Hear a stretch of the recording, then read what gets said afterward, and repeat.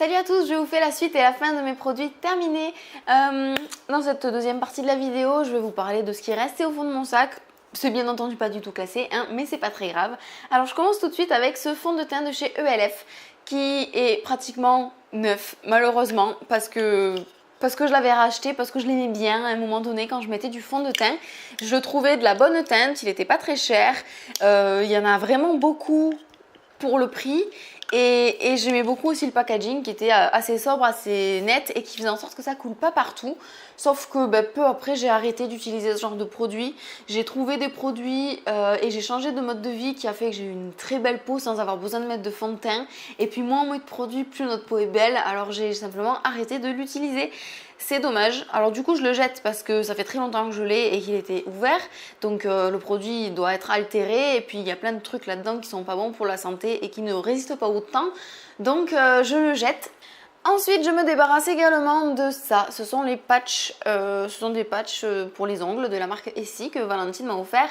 Je les ai mis sur tous mes ongles et il reste toujours en fait les ongles qui ne correspondent pas à la taille de nos doigts parce qu'il y en a toujours un peu plus pour aller à toutes les mains et du coup ceux-là même s'ils sont tout neufs et qui peuvent peut-être être utilisés par certaines personnes, moi ils vont pas sur mes doigts quoi. Donc voilà, c'est terminé. J'ai déjà fait une manucure complète, j'ai pas fait juste un accent nail, j'avais tout fait, donc je peux pas continuer à utiliser ça, donc je m'en débarrasse.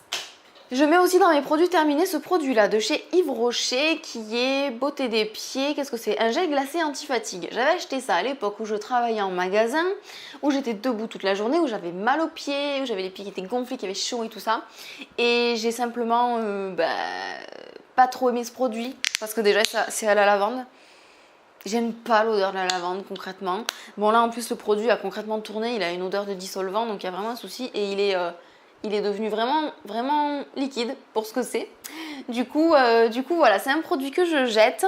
Je l'avais pas forcément trouvé très efficace en fait. Oui, ça fait un peu frais sur les pieds quand on le met, mais ça n'aide pas. Ensuite j'ai terminé et non en fait j'ai pas terminé, j'ai un peu les boules. Ça, qu'est-ce que c'est? C'est une fleur de bac. C'est une fiole avec un extrait de fleur de bac à l'intérieur. La pipette ici a fondu avec la chaleur et le fait que ce soit de l'alcool à l'intérieur. Alors ça, qu'est-ce que c'est? C'est une pipette comme ça avec un doseur goutte à goutte. Alors, ce sont des fleurs, les fleurs de bac, qui sont reconnues pour traiter les états émotionnels. Il y a une fleur par type d'émotion et quand on a un choc émotionnel ou un problème à surmonter qui est d'ordre émotionnel ou émotionnel et comportemental en fait, il est bien de se renseigner sur quelle fleur de bac correspond à votre état et vous pouvez vous traiter, vous soigner grâce à ça. Il n'y a aucune contre-indication, ça se vend en pharmacie sans ordonnance.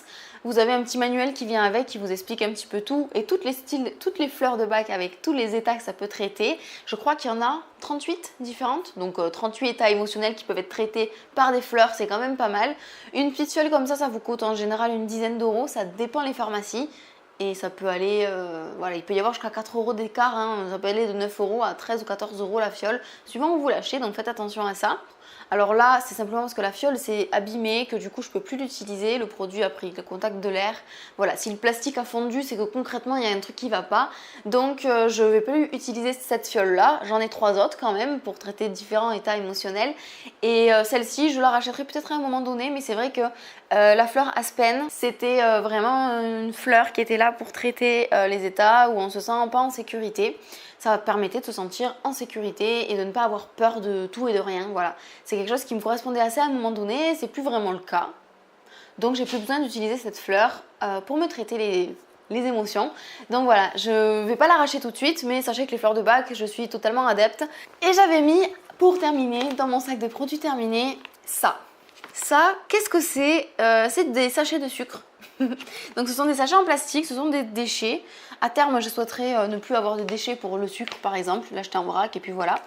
Alors d'un côté, il y a le sucre de la marque Candy. Je ne veux pas du tout faire la pub de cette marque, hein, c'est juste que c'est le cas. Qui est marqué sucre pur de canne bio avec le label agriculture biologique à côté et derrière le label de l'Union européenne. Il est marqué que ce sucre est 100% biologique, que c'est du sucre pur de canne et qu'il a subi aucun raffinage. Voilà. Le sucre raffiné, c'est simplement du sucre qui peut être ou de canne ou de betterave qui a été travaillé pour se transformer en petits cristaux là comme ça et être très très blanc pour correspondre à l'image qu'on a du sucre. Alors qu'en fait le sucre naturel qu'il y a dans les légumes comme la betterave, sont pas forcément blancs à la base. Et en fait, c'est le raffinage qui rend le sucre mauvais parce qu'en fait, à la base, c'est un extrait de plante, le sucre, et il est censé, bien sûr, rendre les aliments sucrés, mais également apporter les bienfaits de la plante, en tout cas en petite partie. Si le sucre a été raffiné, on enlève tous les bienfaits de la plante, on garde que l'aspect sucré et ça devient juste du sucre pur raffiné. Moi j'ai souhaité arrêter le sucre raffiné, donc j'ai commencé par acheter ça. Et en fait, je me suis rendu compte que c'était quand même pas du sucre de base.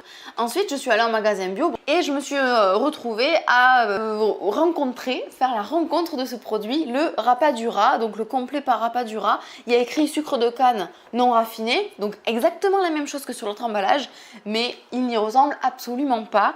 Alors, il en reste pas beaucoup là du sucre, mais je vais vous montrer comme ça. Là, il en reste un petit peu, et là, vous voyez la différence de teinte.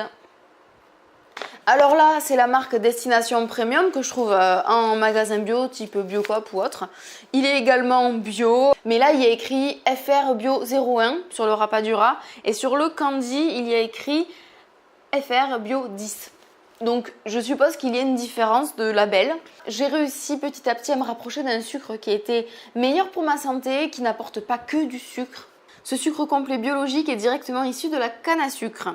Sain, totalement pourvu de sa mélasse, il est obtenu à partir du jus de canne à sucre concentré et déshydraté. Selon les méthodes traditionnelles, très agréable, le sucre complet a la saveur incomparable de miel et de réglisse. Effectivement, c'est trop bon, c'est juste trop bon. Il parle de réglisse, pour les gens qui n'aiment pas la réglisse, je vous rassure, ça va pas vraiment le goût de la réglisse. Voilà pour ça, c'en est tout pour mes produits terminés. N'hésitez pas à vous abonner si vous voulez voir la suite des vidéos. Je vous fais des gros bisous et je vous dis à la prochaine. Bye bye.